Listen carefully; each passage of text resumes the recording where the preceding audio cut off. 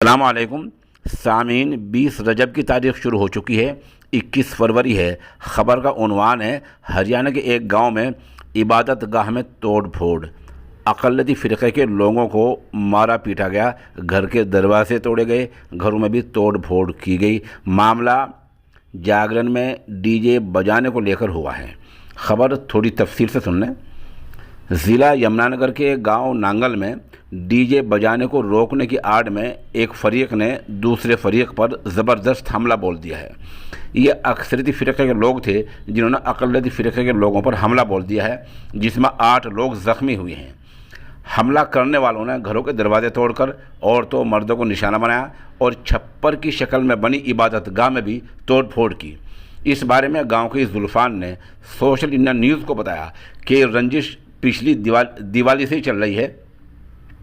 उस वक्त कुछ मामला हो गया था।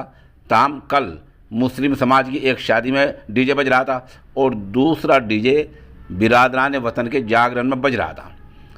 मुस्लिम शादी वाला डीजे तो हमने खुद बंद करा दिया, लेकिन जागरण वाले डीजे के लिए पुलिस को मुत्तला किया। पुलिस आई और डीजे बंद हो गया। देर रात कुछ हुआ, लेकिन मामला आ गया होगा, रफा दफा हो गया।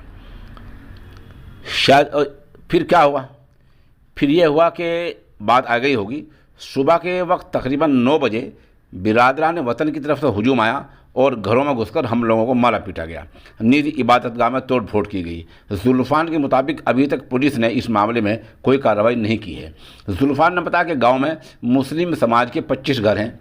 ये गांव यमुनानगर से 10 किलोमीटर के फासले पर है। जुल्फ़ान ने अभी 15 मिनट पहले इस नामनगार को बताया कल एक पंचायत होगी और बाकायदा पुलिस से रुजू किया जाएगा और जो मकामी लीडर होते हैं उनसे रुजू किया जाएगा और जिन लोगों ने तोड़ फोड़ की गई है उनके खिलाफ़ कार्रवाई की जाएगी। मौके की हम एक वीडियो पेश कर रहे हैं।